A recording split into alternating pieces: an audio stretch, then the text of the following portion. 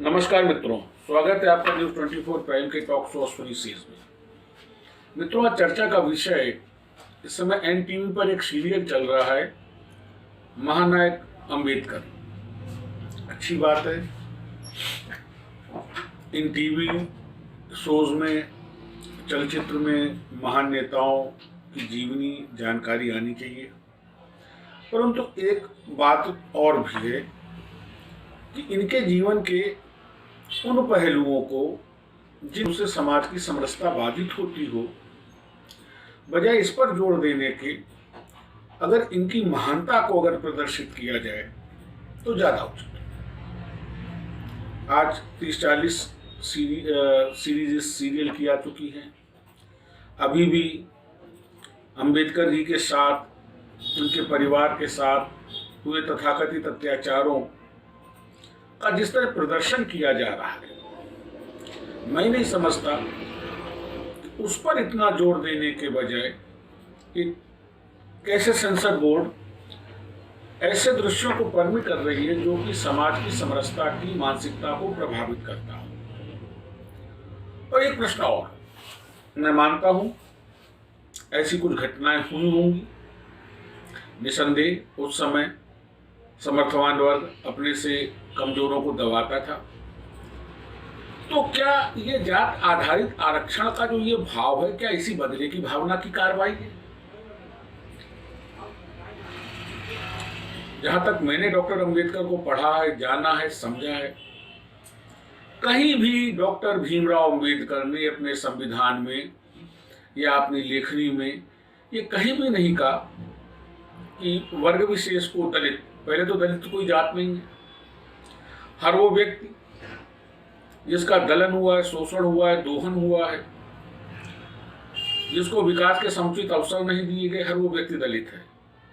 भगवान जाने किस परिभाषा से भारत की सरकार और भारत की राजनीतिक पार्टियां समाज को तोड़ के वोट बैंक के लिए इस दलित शब्द का उपयोग कर रही हैं, लेकिन हकीकत में दलित जैसा कोई शब्द ऐसा नहीं है जो वर्ग विशेष या जात का सूचक हो। मैं बात कर रहा था डॉक्टर अंबेडकर की।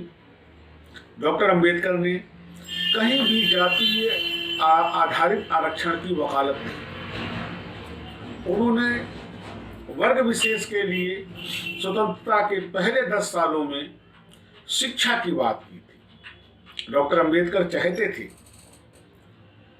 कि जो दलित वर्ग है, समाज की उन जातियों, विशेष करके जिनको तत्कालीन सामाजिक व्यवस्था के चलते विकास के पर्याप्त अवसर नहीं मिले, वो अपनी विद्वता और अपने व्यक्तित्व क्षमता से अपने को सिद्ध करें और समाज में सम्मान पूर्वक स्थापित हो। क्यों कर कांग्रेस के नेताओं को इस परिभाषा को परिवर्तित करने की जरूरत पड़ी, एक गहन और गंभीर विषय है। क्या कांग्रेस समाज तोड़ के राजनीति करना चाहती थी? हालांकि यह मुद्दा भी उसके हाथ से निकल गया। अब इस मुद्दे का टोटल नकदीकरण जो है बसपा कर रही है। वो बसपा जो तिलक तराजू तलवार की बात करती थी, वो आज उस बसपा में तिलक तराजू और तलवार का ही वर्चस्व बढ़ रहा है। पुनः एक बार दलित वर्ग चला जा रहा है। अलग बात है शीर्ष नेतृत्व पे तथा कथित एक दलित की बेटी बैठी है, लेकिन वो दलित है जिसका बैग 50,000 रुपए का है। ये सोचने वाला विषय है मित्रों कि पूरे के पूरे समाज की बिक्री करके पार्टी विशेष की मुखिया, जो अपने को दलितों का मसीहा कहती है, जो दलितों का प्रतिनिधित्व करती है, वो उनका हैंडबैग 50,000 से ज्यादा का है। मैं याद कर रहा हूँ, एक जगह मैंने कहीं पढ़ा था, हमारी मायावती जी ने इस बात को स्वयं स्वीकारा था कि वो उस परिवार से थी जिस परिवार में उनके 4 या 5 भाई बहन मिल करके एक रोटी को चाय में डुबो करके नाश्ता करते थे। निसंदेह हिंदुस्तान में ये गरीबी का आलम आज भी है। विकास की बात करने वाली पार्टियां, प्रगति की बात करने वाली राजनीतिक पार्टियां, सरकारें छल रही है हिंदुस्तान की जनता को, निसंदेह इसमें दो राय नहीं। परंतु मूल मुद्दा ये है कि इस तरीके के टीवी सीरियल के माध्यम से क्या संदेश देना चाहते हैं।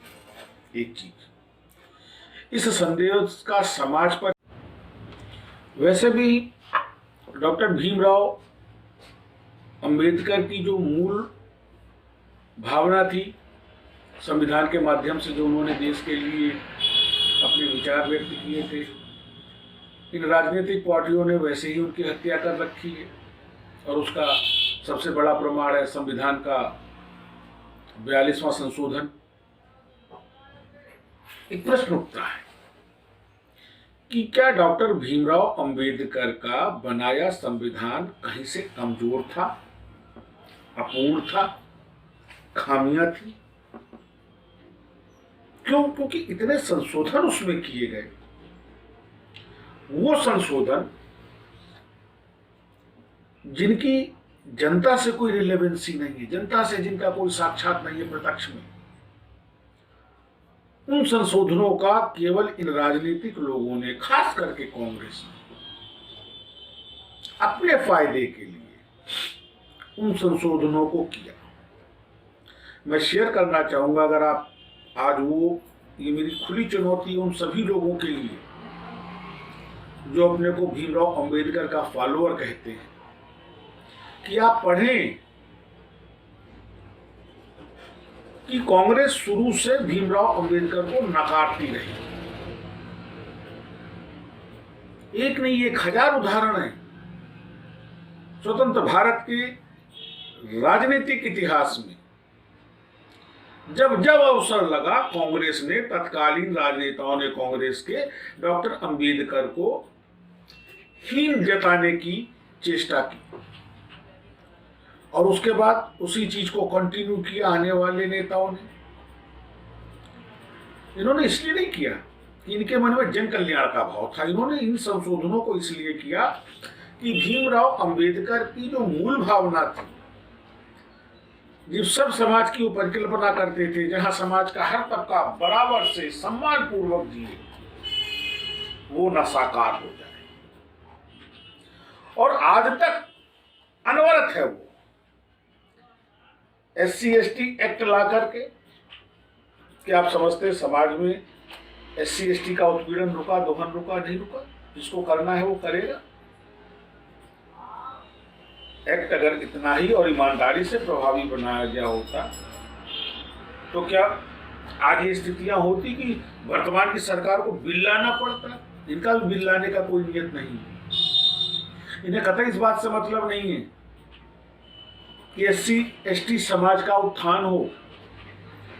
ये तो बस उनके वोटों को खींचना चाहते, वो दिखाइए, इसमें दो राय नहीं।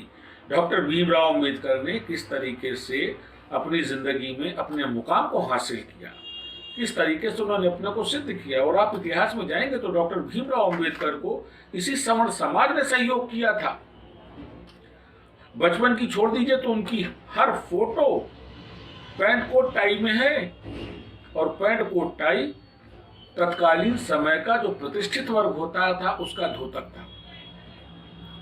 महाराजा गायकवाड़ का इतिहास ले लीजिए या अन्य किसी का सहयोग ले लीजिए डॉक्टर भीमराव अंबेडकर के अपने निजी जीवन में, उन बातों को क्यों ना हाईलाइट करें, बजाय उस उत्पीड़न को दिखा करके आप वर्ग विशेष की भावनाओं को और भड़का रहे हैं। और उसके बाद दिखते हैं कि हम तो केवल उस महान नायक की जीवनी को दिखा करके हमारा कोई अतिरिक्त भाव नहीं है। भाव कैसे नहीं है? ऑडियो विजुअल इम्पैक्ट को आप कहां मिनिमाइज करेंगे?